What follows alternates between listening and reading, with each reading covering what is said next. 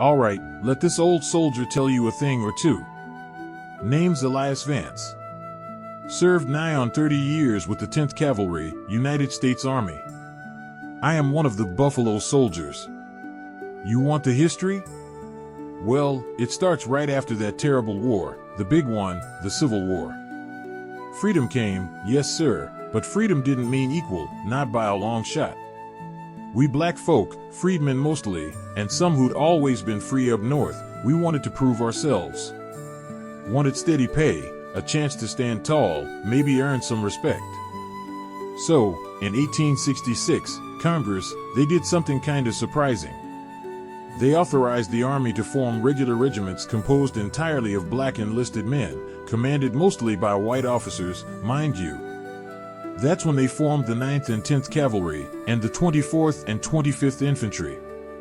Horse soldiers and foot soldiers, all of us colored. I joined up in 1867.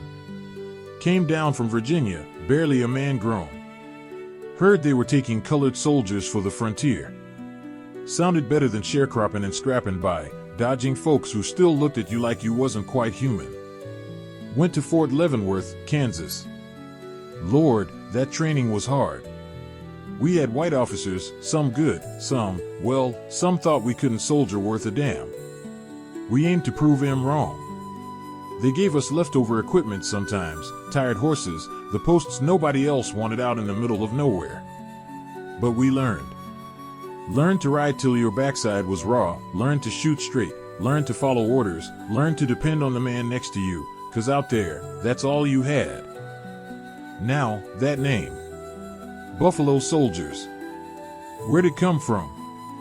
The story we always heard, the one that rings true, is that the Plains Indians, the Cheyenne, the Comanche, the Apache, folks we ended up fighting more often than not, they gave it to us. They saw our dark, curly hair, reminded them of the buffalo's mane. And they saw how we fought, fierce, stubborn, wouldn't give up easy, just like that mighty buffalo. It wasn't meant as no insult, not from them. It was respect. Hard-won respect on the battlefield. We took that name and wore it with pride. Yes sir, we were the Buffalo Soldiers. Our main job for decades was out west. Kansas, Oklahoma, Texas, New Mexico, Arizona, harsh country. Hotter than Hades in summer, colder than a witch's heart in winter. We were the point of the spear, pushing the frontier. What did we do? Everything. We fought Native American tribes. This is the part folks remember most. We were in the thick of the Indian Wars. Patrolling vast territories, engaging in skirmishes and sometimes pitched battles. It was hard, dangerous work. Sad work too, sometimes, when you thought about it. We were soldiers following orders, but you saw the tribes fighting for their land, their way of life. It wasn't simple. We fought Apaches down in Arizona with Crook and Miles, chased Victorio, tough fighters, knew the land like the back of their hand. Fought Comanche and Kiowa on the Staked Plains. Hard riding, little water, always watching your back. We protected settlers and stagecoaches. Folks moving west needed protection from outlaws, sometimes from Indian raids. We escorted wagon trains, guarded stage routes and mail carriers. We guarded railroad crews. The Iron Horse was stretching across the country, and laying that track through hostile territory was dangerous. We rode alongside, keeping watch. We built forts and strung telegraph wire. A lot of the posts we garrisoned, we helped build them. Cut timber, quarried stone, put up barracks.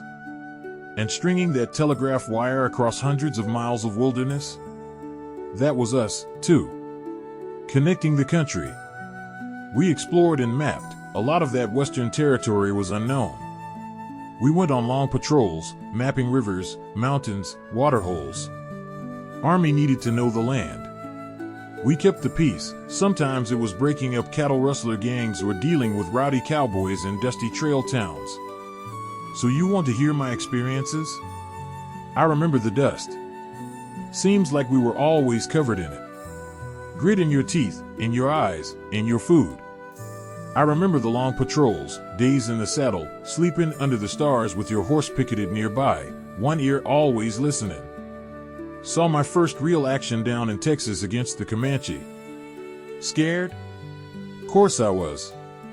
But you stand your ground. You fight for the man next to you. Lost good men out there.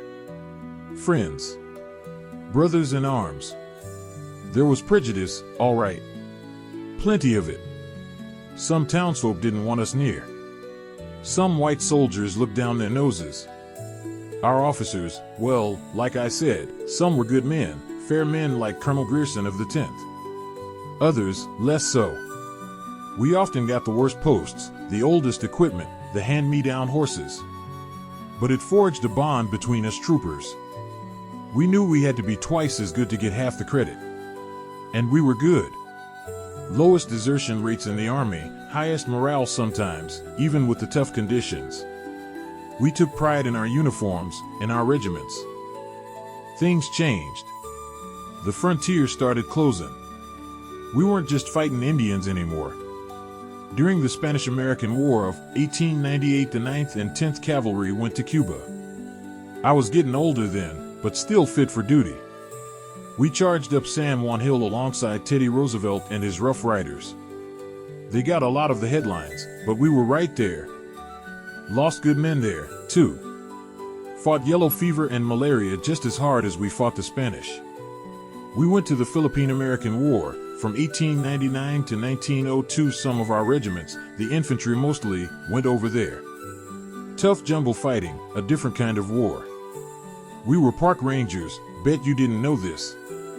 Buffalo Soldiers were some of the first backcountry rangers in Yosemite and Sequoia National Parks in California before the Park Service was even a thing. Protected them from poachers and wildfires. Built trails.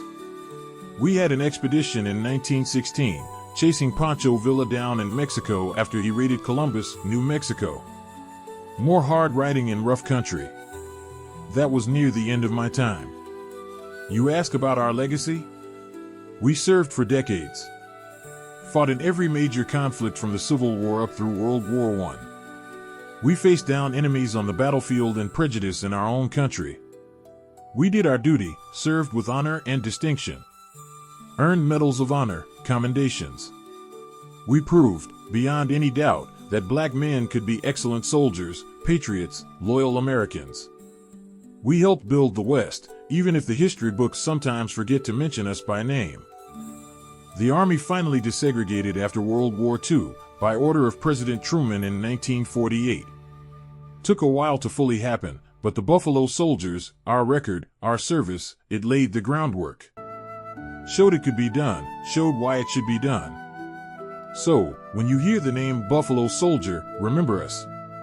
Remember the men who rode out onto those plains under a hard sun, wearing the blue, carrying the flag. Remember the price we paid, the trails we blazed, the pride we carried. We served America, even when America didn't always serve us right. And we did it well. Yes, sir. We did it damn well.